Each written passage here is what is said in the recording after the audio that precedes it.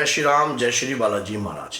घर की तरक्की रुक जाने के मुख्य 5 कारण ये ऐसे कारण हैं जब घर में तरक्की नहीं होती, घर का कोई भी व्यक्ति जो है कामयाब नहीं होता है, घर में हर समय नाकामयाबी के अलावा कुछ भी प्राप्त नहीं होता। कोई आदमी कहीं नौकरी के लिए अप्लाई करता है, उसमें काम नहीं बनता है, यहाँ तक कि घर में कोई मंगल कार्य नहीं चलते हैं, कोई भी व्यक्ति तरक्की नहीं कर पाता है। घर के अंदर जो है ऐसा लगता है कि जैसे किसी ने हमारे ऊपर जो है कोई क्रिया कर दी है, घर में बदबू जैसा महसूस होता है, एक साया घर में घूम रहा है ऐसा महसूस होता है। अगर ये चीज़ें आपके साथ भी हो रही है और आप बहुत यत्न कर रहे हो कामयाब होने के लिए और हो नहीं पा रहे हो, तो घर की तरक्की रुकने के आज 5 मूल बड़े कारण मैं आपको बताऊंगा, जिसके कारण से घर में कभी भी तरक्की नहीं होती है और घर में कितना भी यत्न करता है व्यक्ति असफल ही रहता है। तो क्या है वो बड़े मुख्य कारण? ये कारण हमारे सामने होते हैं लेकिन हम इन पे कभी गौर नहीं करते। सबसे पहला और सबसे मेन कार्य जो है वो कुल देवी को भूल जाना। अगर घर की कुल देवी को आप भूल चुके हो तो समझ लेना कि दुनिया में आप चाहे कहीं चले जाओ, कितना मर्जी कार्य कर लो, कितना मर्जी प्रयास कर लो, आपकी तरक्की होगी ही नहीं। क्यों? क्योंकि आप घर की कुल की अधिष्ठ दात्री रूपम शक्ति को भूल चुके हो, जो आपकी पीढ़ी में शक्ति की कृपा को बरसा रही थी, जो आपकी पीढ़ी के अंदर जो है हर प्रकार की कृपा प्राप्त करने के लिए आपको आशीर्वाद दे रही थी। उस शक्ति को आपके घर के बच्चे, आप लोग जो है स्वयं भूल चुके हो, तो वो शक्ति भी तुम्हें दंड देती है और घर के अंदर दोष उत्पन्न होता है, दिक्कत समस्या उत्पन्न होती है। हाथ पर इतने मारते हैं लेकिन रास्ता कोई मिलता नहीं है। तो कुल देवी को भूलने के कारण भी घर की तरक्की जो है रुक जाती है। उसके बाद सेकंड क्या है? पितृदोष। अगर कुंडली में या घर में आपके पितृ दोष है या पितृ मलिन अवस्था में है, पितृ जो है आपके गंदे हैं और मान लीजिए आपको स्वप्न में दिखाई देते हैं, नंगी अवस्थाओं में आपको घर में बदबू जैसा माहौल महसूस होने लगता है, घर के अंदर कोई बड़े छोटे की इज्जत नहीं हो पा रही है, तरक्की का रास्ता आपको प्राप्त नहीं होता है, तो ये पितृ दोष जो है आपको कहीं भी कुछ कामयाबी हासिल नहीं होने देगा। घर के बच्चों को तो खासकर कामयाब नहीं होने देता। बच्चे नौकरी के लिए अप्लाई करते हैं तो नहीं कर पाते। मंगलकारी शादी विवाह के बच्चे जो है बड़ी बड़ी उम्र में हो जाते हैं, लेकिन जो कुंवारे बच्चे वो एज इट इज बैठे रहते हैं। हाँ, उनका विवाह रिश्ता आता है टूट जाता है, आता है टूट जाता है, या कोई खाकर चला जाता है, जवाब कोई देता नहीं है। तो घर में इस प्रकार के कार्य होते हैं। उसके बाद क्या है? कोई भी अगर साधना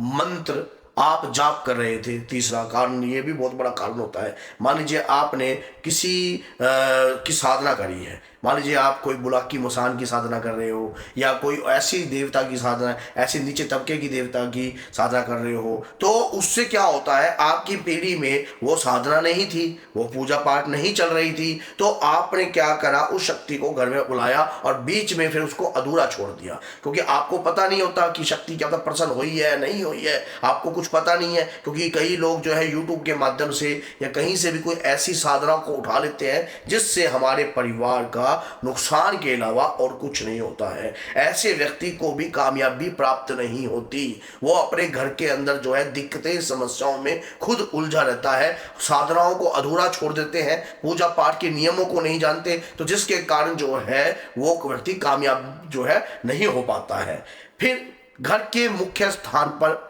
मिट्टी जमे रहना, पितरों की तस्वीरों पर मिट्टी जमे रहना, घर के मंदिर में मिट्टी जमे रहना, घर के अंदर नियमित रूप से पूजा ना होना, घर की जो मंदिर के जो बर्तन हैं उनके अंदर भी जो है ऐसे ही गंदगी जो है घर के अंदर जो है पड़ी है। और सबसे बड़ी बात, जो बत्ती है आप उसको साफ नहीं करते, दीपक काले हो गए हैं, जो पित्तल के बर्तन हैं बस एक टाइम पास आप पूजा कर रहे हो, हाथ जोड़ रहे हो बस, वो और कोई रेगुलर पूजा नहीं कर रहा है घर के अंदर, तो इससे भी घर में मंदिर से दोष उत्पन्न होता है। जब दोष उत्पन्न होता है, जो अगर कई बार क्या होता है कि व्यक्ति बड़ी मूर्ति रख लेता है घर के मंदिर में, तो बड़ी मूर्ति चाव में ले आता है कि मैं भी माँ को प्रसन्न करूंगा, मैं भी हनुमान जी को प्रसन्न करूंगा, लेकिन वो क्या करता है, समय के साथ साथ वो ये चीजें करता नहीं है, ना वो प्रसन्न करता, ना वो उन्हें ध्याता, ना वो उन्हें पूजता, जिसके कारण दोष उत्पन्न होता है। जब मूर्ति का भी दोष उत्पन्न होता है, मंदिर से भी दोष उत्पन्न होता है, और जो मंदिर मंदिर में दरिद्रता, जो धूल मिट्टी डस्टिंग और जो दीपकों के अंदर मैलापन या वो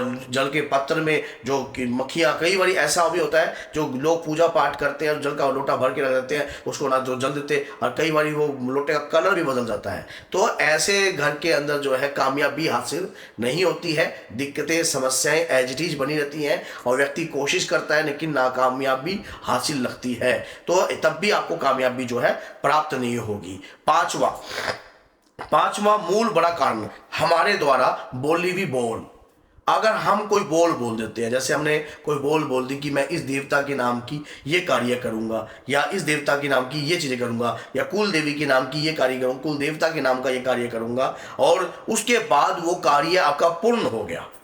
वो कार्य आपका पूर्ण हो गया, और ना तो देवता ने आपको ये बात बोली थी, ना घर के पितर ने आपको ये बात बोली थी कि ये बात बोल, ये वचन कर। और कई बार व्यक्ति खुशी में, एक्साइटमेंट में ऐसे बड़े बड़े बोल देते हैं जिससे वो बोल पूर्ण तो होते नहीं है, और तो फिर घर के अंदर दिक्कतें समस्याएं एज इट इज उत्पन्न रहती हैं, घर में प्रॉब्लम एज इट इज उत्पन्न रहती है, तो घर में दरिद्रता का वास रहता है, कामयाबी हासिल लगती नहीं है, तो आदमी बाद में पछताता भी है, और फिर उसके बाद वो कोशिश करता है कामयाब होने की, लेकिन हो नहीं पाता, और फिर वो सोचता है कि मेरे घर में क्या पता कोई भूत प्रेत या कोई डाकनी, कोई शाकनी या कोई चुड़ैल तो मेरे घर में वास नहीं कर रही, या कोई गंदी शक्ति तो मेरे घर में नहीं आ गई है, तो जिसके कारण वो कोशिश करता है लेकिन उसके घर के अंदर गंदगी और गंदी शक्ति एज इट इज बनी रहती है, और उसके दौरान जो है बाहर की चीजें भी घर में प्रवेश कर जाती है। जैसे अगर आपके पितृ मलिन है, पितरों के पास पावर नहीं है, तो घर के अंदर जो है वो बाहर की चीज़ें भी, और घर में पूजा होती नहीं है, तो जिससे बहुत सारी चीज़ें बाहर की आने के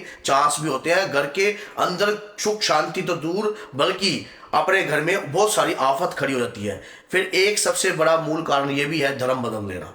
जैसे जो व्यक्ति धर्म बदलता है तो उसको कुल की शक्तियां भी दंडित करती हैं, पितृ शक्ति भी दंडित करती है साथ में, और उसके परिवार पे दिक्कत जो है सारी जिंदगी बनी रहेगी, क्योंकि उसने जो उसके बुजुर्ग हैं उनको भी लानत लगा दी है, उनको भी जो बुजुर्गों के द्वारा अगर कोई कुकर्म किया गया होता है तो वो हमारे घर में पितृदोष के रूप में माना जाता है। तो अगर संतान के द्वारा कोई कुकर्म किया गया हो या धर्म में हस्तक्षेप किया गया हो तो उसके द्वारा जो दोष है उसकी पीढ़ी उसके होते हुए तो रहेगा, और उसके आने वाली पीढ़ियों में भी वो दोष उत्पन्न रहेगा, और ऊपर भी जो कुल पर उसने कलंक लगा दिया है ये भी उसके ऊपर रहेगा। क्योंकि जिस धर्म ने, मान लीजिए कई सनातन धर्म के अंदर जो है अपना पूजा पाठ नियम जो है आप कर रहे थे, आपके बुजुर्ग को भी उसी करें, और आप बाद में आप धर्म बदल जाते हो, तो इससे भी जो है श्राप लगता है, इससे भी व्यक्ति को आगे जीवन में वो दुखी रहता है, परेशान रहता है। और मेरी बातें, मैंने जो बात आपको बताई, ये 5 कुछ मूल कारण है। ऐसे बहुत सारे मूल कारण होते हैं